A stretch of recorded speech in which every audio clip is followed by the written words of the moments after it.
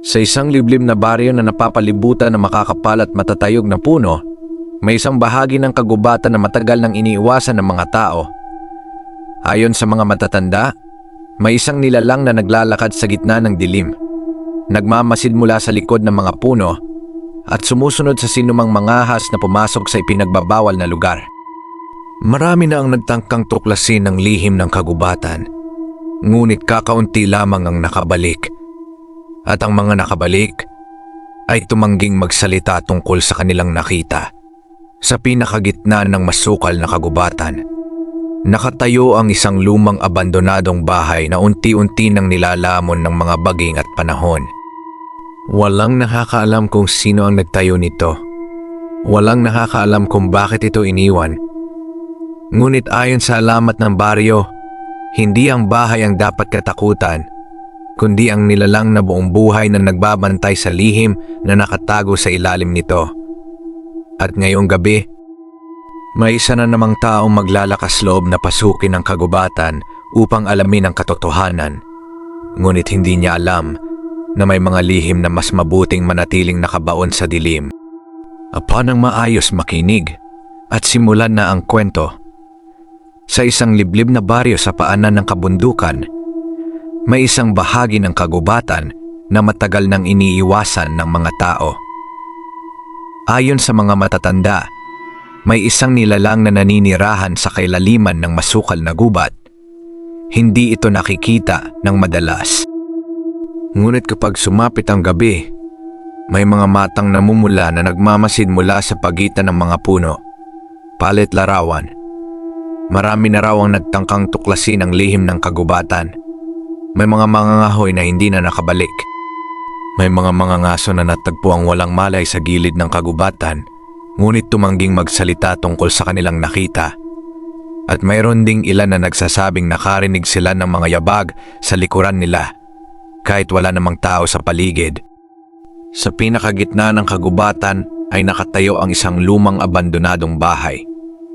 Unti-unti na itong nilalamon ng mga baging at lumot. Walang nakakaalam kung sino ang nagtayo nito. Walang nakakaalam kung bakit ito iniwan. Ngunit ayon sa alamat ng baryo, hindi ang bahay ang dapat katakutan, kundi ang nilalang na buong buhay na nagbabantay sa lihim na nakatago sa ilalim nito. Isang gabi, nagpasyang pasukin ni Marco ang ipinagbabawal na kagubatan. Nais niyang patunayan na katang-isip lamang ang mga kwento ng mga matatanda. Bitbit ang kanyang flashlight at bag, dahan-dahan siyang pumasok sa makipot na daan papasok sa gubat. Habang lumalalim ang kanyang paglalakad, unti-unting nawala ang tunog ng mga kuliglig. Naging tahimik ang buong paligid. Masyadong tahimik. Huminto si Marco nang mapansin niyang may mga bakas ng paa sa maputik na lupa. Hindi ito bakas ng tao. At hindi rin ito bakas ng anumang hayop na kilala niya. Parang bakas ito ng isang napakalaking nilalang na may mahahabang daliri. Napatingin siya sa paligid. Wala siyang nakita. Ngunit pakiramdam niya ay may nagmamasid sa kanya mula sa dilim. Biglang namatay ang kanyang flashlight. Hindi ito maaari. Bulong niya habang pilit itong binubuksan muli. Sa sandaling yon, nakita niya ang dalawang mapupulang mata sa likod ng isang puno. Nanigas si Marco sa takot. Unti-unting lumabas mula sa dilim ang isang matangkad at payat na nilalang. Mahahaba ang mga braso nito at halos kasing itim ng gabi ang balat. Ngunit sa halip na lapitan siya, tumalikod ito at nagsimulang maglakad palayo. Hindi maintindihan ni Marco ang kanyang nakita.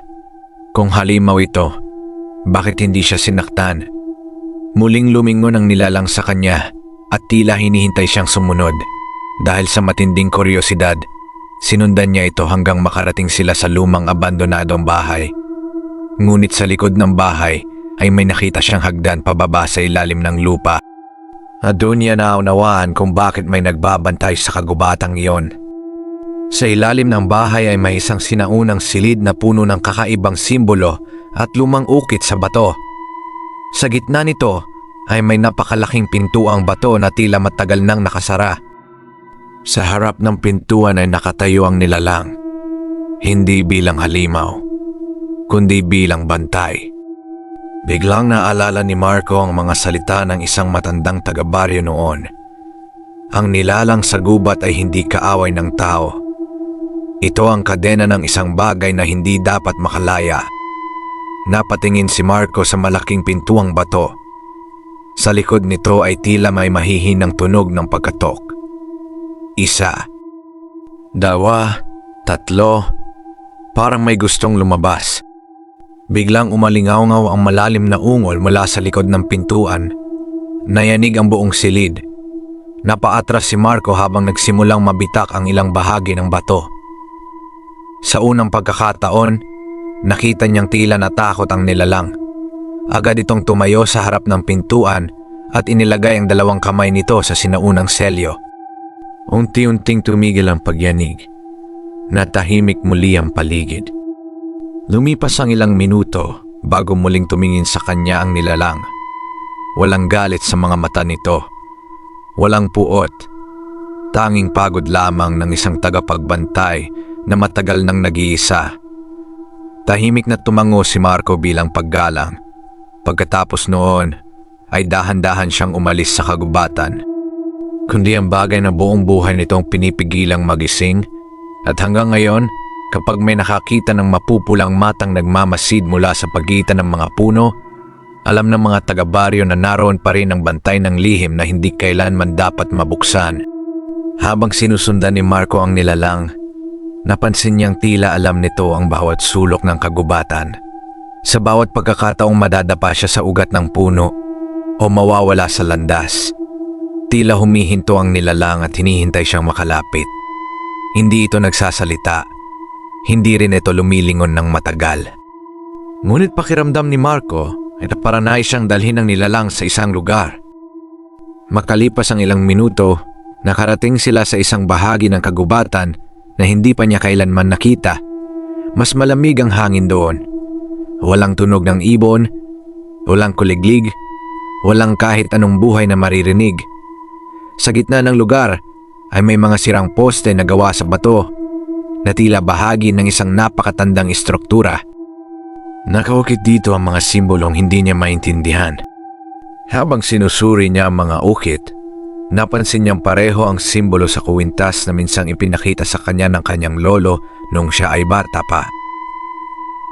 Kapag nakita mo ang tandang ito, umalis ka agad. Ibig sabihin niyan ay malapit ka na sa pinto. Noon ay inakala niyang panakot lamang yon ng matatanda. Ngunit ngayon, narito siya sa mismong harap nito. Biglang umihip ang malamig na hangin. Kasabay nito ang mahina ngunit malinaw na bulong mula sa kailaliman ng lupa. Palayain mo ako. Napalingon si Marco sa paligid. Walang tao, ngunit muling narinig ang bulong. Palayain mo ako. Sa unang pagkakataon sa gabing yon, nakita niyang mabilis na lumingon ang nilalang sa direksyon ng tunog. At sa unang pagkakataon din, nakita niya ang takot sa mga mata nito. Unti-unting lumapit ang nilalang sa isang malaking puno na halos kasing lapad ng isang bahay. Tinanggal nito ang mga baging na tumatakip sa likod ng puno. Doon nakita ni Marco ang isang lumang pintuang bato na halos natatakpan na ng panahon. Balot ito ng lumot at mga bitak, habang ang mga kakaibang simbolo na nakaukit dito ay bahagya ng mabasa dahil sa tagal ng pagkakabaon sa limot. Nanlaki ang mga mata ni Marco habang unti-unting bumukas ang pintuan, kasabay ng pagbuga mula sa loob ng malamig at mabahong hangin na tila nagmumula sa kailaliman ng lupa. Huminga ng malalim si Marco habang dahan-dahan niyang itinulak ang napakalaking pintuang bato. Kumalabog ito habang unti-unting bumubukas, kasabay ng pagbugso ng malamig na hangin, tila matagal nang nakakulong sa loob. Madilim ang lagusan sa kabilang panig. Tanging ang mahinang liwanag mula sa dala niyang ilaw ang nagbibigay anyo sa mga pader, na puno ng sinaunang ukit at kakaibang simbolo. Habang papalalim siya sa lagusan, napansin niyang tila may mga aninong gumagalaw sa gilid ng kanyang paningin. Sa tuwing lilingon siya, ay wala naman siyang makikita. Maya-maya ay narating niya ang isang napakalawak na silid sa ilalim ng lupa. Sa gitna nito ay nakatayo ang isang lumang altar na yari sa itim na bato at sa ibabaw nito ay nakapatong ang isang kakaibang agimat na naglalabas ng mapulang liwanag. Ngunit bago pa man makalapit si Marco, isang malamig na tinig ang umalingaw sa buong silid. Sa wakas, dumating na rin ang susunod na tagapagmana. Biglang nagsara ang pintuang bato sa kanyang likuran. Lumakas ang tibok ng dibdib ni Marco habang dahan-dahan siyang lumingon sa pinanggalingan ng tinig. Sa kadiliman sa likod ng altar, unti-unting lumitaw ang nilalang na matagal na niyang sinusundan. Ngunit ngayon lamang niya nakita ang tunay nitong anyo. Hindi ito isang aswang. Hindi rin ito tao. Ito ang sinaunang tagapagbantay ng agimat na sa loob ng daan-daang taon ay naghihintay ng isang taong may dugong kayang gumising sa kapangyarihang nakakulong sa ilalim ng kagubatan. At sa unang pagkakataon, napagtanto ni Marco na hindi siya napadpad doon nang hindi sinasadya. Siya mismo ang matagal nang hinihintay ng lugar na yon. Napatras si Marco habang nanginginig ang kanyang mga kamay. Ako? Bakit ako? Halos pabulong niyang tanong. Unti-unting lumapit ang nilalang sa harap ng altar. Sa bawat hakbang nito ay tila sumasabay ang pagyanig ng buong silid. Dahil ikaw ang huling nagtataglay ng dugo ng unang tagapagbantay, sagot nito sa malamig na tinig. Sa loob ng maraming siglo, hinintay ka ng agimat na ito. Biglang nagliwanag ang pulang agimat na nakapatong sa altar. Isang nakakasilaw na sinag ang tumama sa dibdib ni Marco dahilan upang mapaluhod siya sa matinding sakit. Kasabay nito ay nagsimulang pumasok sa kanyang isipan ang mga larawang hindi naman niya alaala. Nakakita siya ng mga sinaunang mandirigma na nakikipaglaban sa mga nilalang ng dilim. Nakakita siya ng isang malaking hukbo ng mga aswang na pinamumunuan ng isang nilalang na may naglalagablab na mga mata. At sa gitna ng labanan ay isang lalaking may hawak na kaparehong agimat ang tumayo upang isara ang pintuang nag-uugnay sa mundo ng tao at ng mga nilalang ng kadiliman. Ngunit bago tuluyang maisara ang lagusan, isinakripisyo nito ang sariling buhay upang manatiling nakakulong ang kasamaan sa ilalim ng kagubatan. Unti-unting nanlaki ang mga mata ni Marco. Ang lalaking iyon ay ang kanyang ninuno. At ngayon, matapos ang daan-daang taon, nagsisimula nang mabasag ang sinaunang selyo. Muling yumanig ang buong kuweba. Isa-isang nabasag ang mga kadena sa paligid ng silid habang unti-unting bumukas ang napakalaking batong pinto sa likod ng altar. Mula sa kadiliman ay dalawang nagliliyab na pulang mata ang dahan-dahang nagmulat. Kasabay nito ang isang malalim at nakakayanig na ungol na tila nagmula sa kailaliman ng impyerno. Napahigpit si Marco sa agimat habang unti-unting naunawaan ang kanyang dapat gawin. Kung hindi niya tatanggapin ang kanyang kapalaran, muling kakalat sa mundo ang hukbo ng kadiliman na minsang muntik ng lumipol sa sangkatauhan.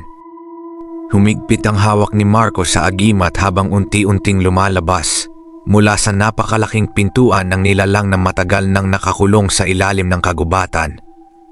Nagliyab ang mga simbolo sa paligid ng silid habang malakas na yumanig ang buong kuweba.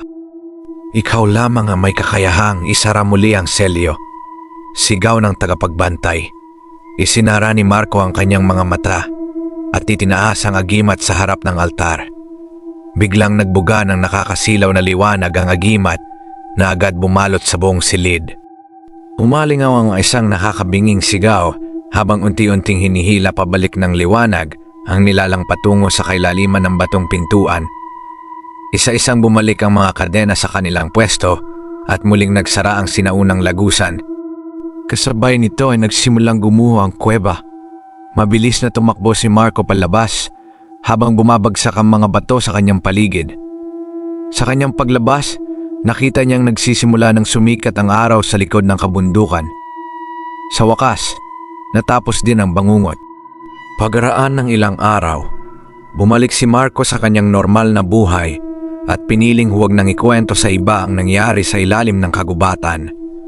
Ngunit isang gabi, habang nakatingin siya sa agimat na nakapatong sa kanyang mesa, bigla itong bahagyang kumislap. Kasabay nito ay narinig niya mula sa labas ng kanyang bintana ang isang mahinang bulong. Hindi pa ito ang katapusan.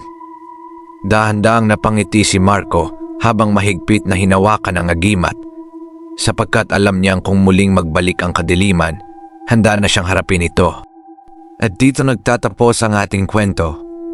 Kung nagustuhan ninyo ang nakakatakot na istoryang ito, huwag kalimutang i-like ang video, mag-subscribe sa Kent DIY Channel 33 at pindutin ang notification bell para hindi ninyo ma-miss ang susunod pang mga kwentong magpapagising sa inyo sa kalaliman ng gabi.